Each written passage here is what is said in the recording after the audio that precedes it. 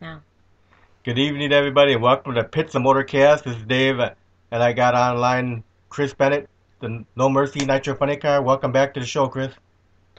Yeah, thanks for having me again. So what's been going on, Chris? You know, man, it's been kind of a rough year for us. We've just been getting our stuff together and really going through everything, and just things didn't really start out the way we wanted this year, and we kind of took a step back and really looked at everything, and just kind of went back and started from scratch and built this thing back up, and now we're getting back out there finally. Have you been running the car this over the summer? Yeah, we took it out in May, and we made a couple laps in May, and then a few weeks ago we made a couple more laps out in Bakersfield, and then we're headed out to Vegas here at the end of October. We're going to stick around on Monday and do some more testing as well. Now you're still looking for sponsors for that car, right? Oh man, we're always looking for sponsors. You know, we're a low buck independent team. We need all the help we can get. So this thing is funded basically by a bunch of guys with a common vision, common dream that are just trying to make this thing a reality. So we pulled together everything we got to do this. Really, it's just a bunch of dudes that have been dreaming about this since we were kids, and we're a bunch of family. I mean, it's just put everything we got into doing this, and we'll get out there and just go after it. But really, to make this dream a reality where we could be a full-time team that's actually competitive, it takes a lot of sponsorship dollars. I mean, we're up against teams that are, $3 to $5 million a year. That's what they're funded to do. They got full-time employees. We spend our weekends and our free time working on this thing and wrenching on it. We all travel into Vegas. That's where our shop's at. This is in Las Vegas. We all travel in on weekends and work on the thing. It's never enough time. It's never enough effort. And if we could do this full time, we could actually show these guys what we could do. Yeah, I saw on Facebook you had a picture of the car with the spot for their name for the sponsor for $10,000. Yeah.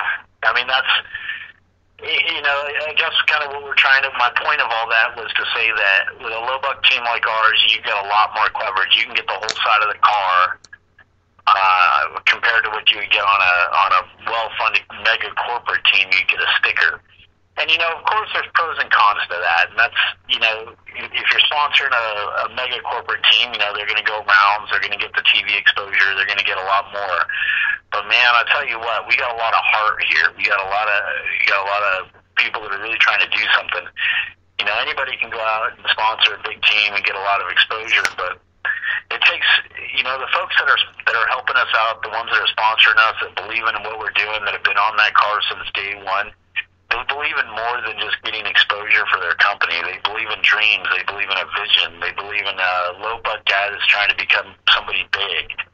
And there's something to be said for that. It's not just about the money. We all know today that putting your name on the side of the car, it's not just about getting the exposure. It's not just about selling your products. It's believing in something. And that's kind of what America's founded on, is that anybody could be somebody, and having that belief and that faith that you could do that. So the folks that you see on the side of our car, the ones that they've believed in us since day one, they've been with us, and they really believe in what we're trying to do, and we just want to add on to that. So anybody else that's out there listening to this that wants to get involved and wants to see us really achieve something, get a hold of us. Let us know. We've really got a lot of space on this car, and we give back a lot too. Now you were saying some of the pros and cons. I was just thinking, like when we interview bands, we ask this question. I'm gonna ask you this question. What are the pros and cons in the drag racing business? Obviously, if you're sponsoring a mega corporate team that's out there, you're being seen 23 times a year on the side of the car. You're seen in qualifying, and then however many rounds they get. But to do that, to be a major sponsor on the side of the car, you're talking $3 million a year to do something like that. For a team like us, we could do a lot more for a lot less, but you don't get your bang for your buck. It's harder for us to go the rounds compared to these teams that they have multiple cars. They're sharing data. There's a lot more that they can leverage to be very competitive. So for guys like us that are just trying to scrape together just to be out there, it's a lot harder. So you don't get the same bang for your buck. But it's not always about that. You know, sometimes there's a little bit more to that. You know, when you spend $3 million on a big team like that, you're most likely dealing with a business professional, their PR guy, and that's who you're talking to. You're not talking to the driver. You're not talking to the owner. That's what you get when you deal with us. You know, you're talking to me. I do our PR. I'm the one you're going to talk to. I'm the one you're going to deal with. And you know what? It's more about building a relationship and a friendship, and I want to give back. I don't want to just give back to you as a sponsor, but I want to help out our community. We're doing something right now for, we're doing a promotion where we sponsor a veteran. So somebody comes on board our team, they sponsor our car for, you know, for every $1,000 in sponsorship money we get, we're sponsoring a veteran. So we're going out into a local community, and we're finding a veteran who otherwise wouldn't attend the race, but they're huge fans and they want to come. We're putting their name on the side of the car. We're thanking them for their service. We're giving them free entry to the race for the weekend. We're giving them a hat and a shirt, and we're putting them in our crew area, and we're honoring their service for the weekend. And that's just something where we're giving back. Yeah, we're getting some sponsorship money out of this to help out our team and help us get a little bit further. But at the same time, we're looking at the local community and trying to give back to that and help out as well. And we're trying to do a lot of stuff like that, especially in the Vegas area. Right. So now what kind of run times have you had with the car over the summer? You know, we haven't really gone much further than half track this year. We're getting the fuel system set up. We kind of started over with a whole new fuel system. We switched crew chiefs at the beginning by us. You know, we didn't make a run. It's all this little stuff that adds up, and it makes it really challenging. So the last time we were out, I think we went 479. You know, that's way off the mark, but the thing shut off at 600 feet. And basically knocked the front of the blower off. And it was literally because the bolts and the front cover of the blower were just too short. And that's something that, you know, we would never find. You know, we would never go and spec out every single one of the bolts on that blower case to make sure they're the right length. But now knock the front of the thing off of it, and we look at it and go, oh yeah, the bolts were too short.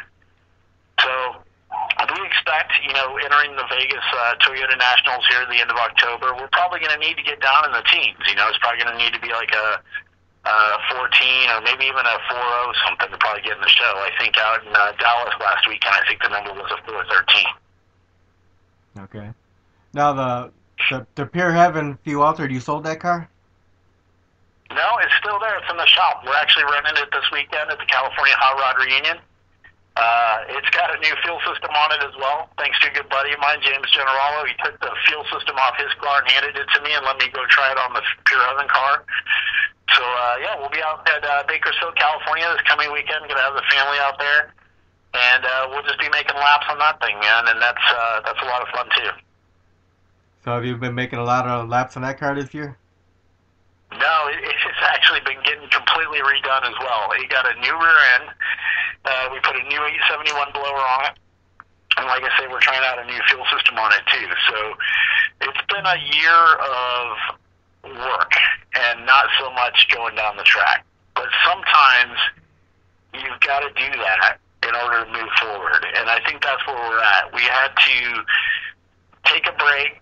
I hate to use the term take a step back because that's not really what's going on. We just had to take a break and look at everything, analyze the program so we could continue to move forward. And that's kind of where we're at. You know, this is it's challenging trying to run two cars out of one shop. It's really difficult. We've got a lot of dedicated crew guys. I mean, I've probably got the best crew that I've ever had in my entire racing career. These are some of the best guys I've ever known. They're really dedicated to this thing.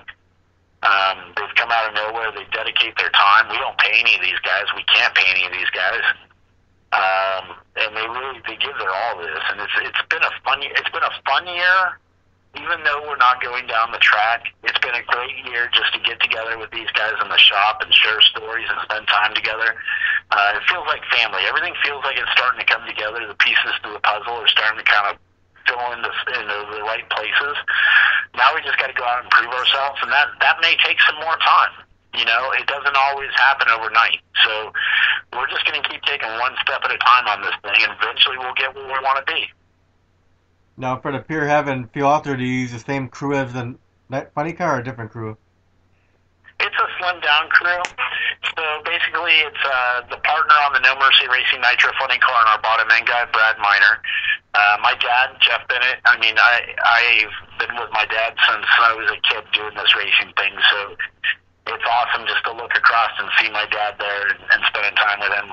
Grandpa, of course, who's the original pure Evan fuel altered guy from back in the '60s, Leon Fitzgerald. His son, Kelly Fitzgerald, is out there helping out, and so it's Uncle Kelly, and it's a blast with him. And then Rick Pruitt, who has painted all of our cars from the Pure Heaven Funny car that we used to run a long time ago, or several years ago, the Pure Heaven Fuel Alters, and Rick is a tremendous guy, and he's always there and helping out as well.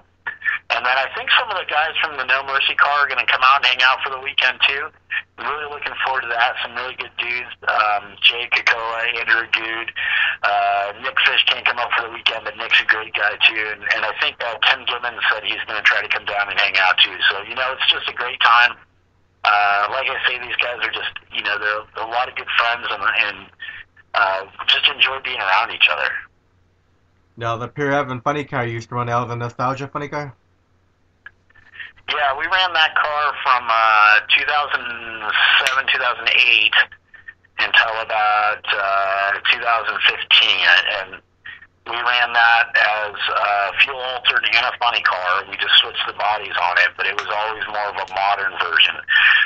The Pure Heaven Free Fuel Altered, that is a straight up nostalgia type of car. It's a short wheelbase. We went back to it. It's got the blown big block Chevy in it. It's not a Hemi. And but it's the real. It's a fairly close replica to the same car that Leon ran towards the end of the '60s, early '70s. Now, do you think you ever run another Nostalgia Funny car again? Yes. Not from an owner perspective. I don't suspect that I would build another Nostalgia Funny car. I'm very interested in what these guys are doing.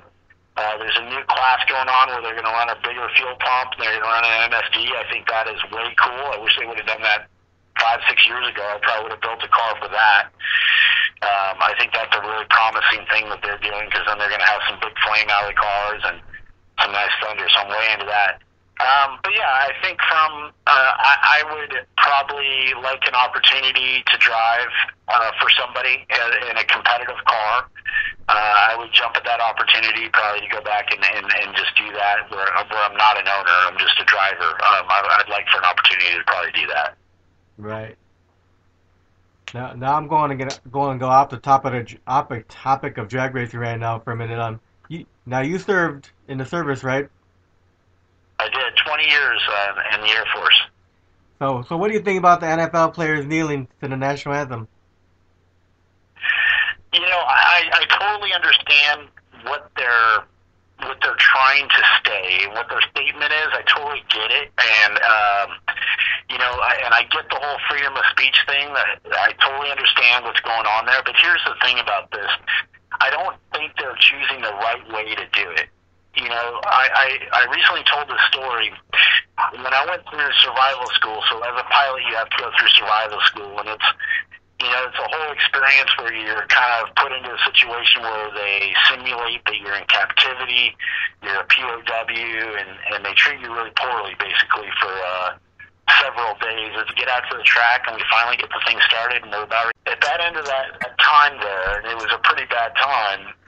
My respect for the American flag, my patriotism, how I felt as an American, how I felt as a service member at that time, I don't know that I've ever felt that way about the American flag. And I think a lot of people who have served and a lot of people who love our country and love our flag, they feel the same way. I mean, there's something genuinely heartfelt about the American flag. And I feel like they're choosing the wrong venue, the wrong way to do things. And I don't think it's really right. I don't watch football. I'm not a football fan. I've always been a car guy.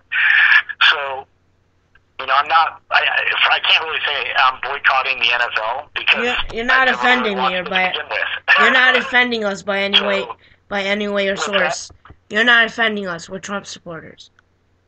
Yeah, no, I wish they would choose a different venue, a different way of trying to get the freedom of speech across. The thing is like, I can't walk into my job tomorrow and say whatever I want to say either without some sort of repercussions. You know, I'll get fired if I walk into my job and say whatever I want to say. So that's not a really good example for freedom of speech either. Okay, now on the subject of NFL, also they said when they kneel, it's a representation as hands up, don't shoot. Now, first of all, hands up, don't shoot was made up by the media. There's no such thing as hand up, don't shoot. That was made up by the media, and it was actors who was doing it. That's a known fact. Okay. Okay. I honestly, I think we talked about this last time. I'm not a very political guy. I try to. Okay. I don't really pay attention to a lot of the stuff because I just this world is so small as it is. I mean, it's we don't have a lot of time here, and trying to pay attention to all this stuff and getting all upset about it. It doesn't do me any good. I try to focus on my family and the people I love and spending time with them, because all this other stuff that goes on the side, there's not a lot I can do about it. I can't change a bunch of football players' opinion about things. So I had to try not to focus on that stuff. I hear it on the peripheral, and it upsets me. It does, but I try not to pay attention too much to it. Chris, you're getting worked up. Now let's go off the subject of football. Now, what do you think about John McCain? John McCain? Mm-hmm. Yeah, I don't really know anything about it. I've heard a couple things, but I honestly haven't heard anything. Sorry. Okay. What's your thoughts about Las Vegas shooting? So we're a Vegas team, and one of the things we're probably going to be doing at this race, the end of October, the Toyota Nationals, we're actually going to be putting Vegas strong on our car. My daughter, who goes to UNLV, she's 20 years old. She works at a kiosk inside one of the casinos. So that hit really close to home, right? My dad lives there. We have crew guys that live there. We have a lot of friends. I lived there for 8 years. So that did hit very close to home. I don't know. There's crazy people in this world, and they do crazy things from time to time throughout history. There's plenty of examples of people just doing wild, crazy stuff, and it hurts. It really does. Fortunately, I don't know anybody personally that suffered in that apart from just a couple second or third person kind of things, you know. But it was multiple shooters. Would you agree on that? I don't know. I don't. It's hard to know what to believe these days. I can tell you that I used to work in a place where I was privy to a lot of stuff, right? Being in the military, I knew a lot of what was true and what wasn't true. And I do know that, I mean, everything you hear in the media isn't always necessarily true. I know that a lot of the stuff that you see that other people spread isn't necessarily true. So I just tend to focus on race car stuff and family stuff, and don't worry about all this other stuff, because again, there's nothing I can do about it. The media. It was Chris Bennett, the guy who races cars and spends time with his family and goes to work Monday through Friday. I can't change anything. So the media is fake. It's not going to make me happier. So the media is fake news. Yeah. The media is fake news. So, what was your fastest run time this summer? I went 479 at like 240, I think, and that was with the car shut off at like 600 feet. 479 miles? 4.79 seconds to 1,000 feet. Yeah. And coasted through it like, I don't even think it was 240. I think it was like 220 or something. I don't have the time slip in front of me. It was not impressive, let's put it that way. We've got a lot of work to do still. Yeah, you said you guys were doing half-track shutouts, right? Yeah, we had a problem that, you know, we had to figure out what was going on in the motor before we could really go any further. And, you know, it's a step-by-step process. Even just trying to run this car wasn't easy. You know, we ran in May in Phoenix, and it was already 107 degrees out or something. And we basically sat from May up until about September waiting for an opportunity that we could go run this car somewhere. It was a very small window because we're making so much power. There's not a lot of places we can go run it. So we kind of had to wait for an opportunity, and that's why we're at the end of the year. So, I spend our time getting the thing ready. So right now, Vegas is the only thing you got planned so far? It is, yeah. So we're actually, Tim Gibbons, who's driven for a few different people, he's going to get in the car for the national event because he has his license. And then we're going to stick around on Monday and hopefully I just need 2 full passes to get my license upgraded. And then that'll be it. I'm not planning more than one event into the future because there's so much that goes on to try to make this happen. It's a very expensive venture that it's hard to say we'll definitely do this or we'll definitely do that. So I think right now we're just focused on the national event, qualifying, going around, and then test on Monday. Beyond that, it's really hard to say. Obviously, next year, 2018, we're going to prepare and do the best we can for that and try to put some marketing partners on board. But yeah, that's kind of where we're at right now. Is just planning one event ahead of ourselves. Well, hopefully you're gonna fulfill that childhood dream soon.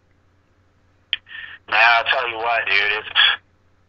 It's all I think about. Like I say it's been a rough year, but at the end of the day, I'm still sitting in the thing. I'm still stabbing that loud pedal, and it's still everything I've always wanted to do. So it's not always about the destination. Sometimes it's about the journey, and it's been a great journey. I love the people. They're great. We've had to make some really hard decisions. At the beginning of this year, we had to make a change that it hurt, and I did not want to do it. I mean, it was one of those things that we had to do it. You don't want to do it, and it really took its toll on me personally. But we're moving forward, and sometimes you got to do those things in order to get ahead. And I think we've gone the right direction. I feel very confident about where we're at. We just got to continue pressing forward. And again, it's the everyday journey. It's not always just a destination. I know we're going to get there, and I'm focused on the goal. It's just going to take us some time, and that's okay. Now, what if some top team out there in NHRA came approach you and said, "Will you drive for us?" Would you do it that way? I mean, you want me there in 10 minutes? Of course, man. I mean, that's a dream come true, and I would jump on that in a heartbeat. It's you could never turn that down. From where I'm at right now, it would be a dream to just go drive for somebody else. But here's the thing about that, because I say, yeah, absolutely, I'll jump on that. But there is a lot to who I'm doing with it. And I'll tell you, I've had opportunities to go drive for other teams in nostalgia funny cars in the past, and I've turned them down because it meant so much for me to do this with my dad and with my crew guys, and because I love these guys, right? So you look at a guy like Del Worsham, who had a great ride in a fully funded car, and you go, okay, why did he go back to his family car? And I feel the same way, I think, as Del. We've never had this conversation, but I can only assume that we feel the same way.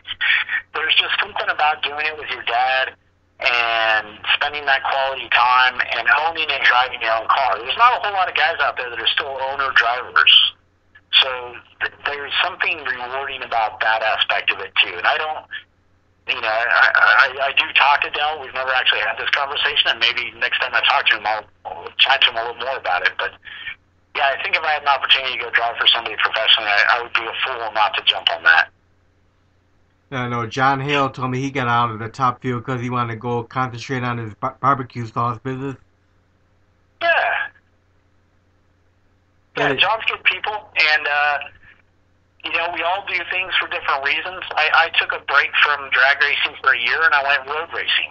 I bought a Corvette, and I went road racing, and I had fun, and at the end of the year, I was done. I went back to drag racing, and, we do that. That's what life is about sometimes. You gotta make difficult decisions and do what's best for you, do what's best for your family. It's not always clear cut. And it's hard. I mean, I think that's the number one thing I can tell people out there is there's nothing easy about this. I mean, apart from just the money. Okay, we all get the money. It's expensive. It costs a lot of money. I've been very blessed, fortunately, that I've done some good things in my career-wise that I can afford to go do this at a certain level. But at the end of the day, it's also emotionally hard because when you want something this bad and you can't get it, and it's not always about just spending the money, but it's other things that get in your way. There's relationships. There's all these other parts of it, and it is very challenging to do this. Then I know after John Hale stepped out of the driver's seat of the Jim Dunn team, then they got Jim Campbell driving now. Yeah, I met Jim last year, I think, at the reunion. Great guy, firefighter, I believe. And, he's living out his dream, too. It's really cool. Yeah, we had him on the show. Right on. So anything else you want to say about the car or anything? No, I appreciate everybody listening in and you guys having me on again. I'm sorry it took so long to get me back on here. I kind of took a time out from everything. I got real quiet for a while while we kind of recovered. And got our act back together before we come back on. So, I hate to put you guys off for a while. I know you wanted me on there a while back, but just the timing of everything wasn't really right. So, yeah, just follow along. Check out our Facebook page. You can go on there and search for No Mercy Nights with Funny Car / Fuel Altered. That's what you'll find us because we also have a Fuel Altered body for this thing. At some point, I'm going to put that on there. We're gonna run it as a Fuel Altered as well.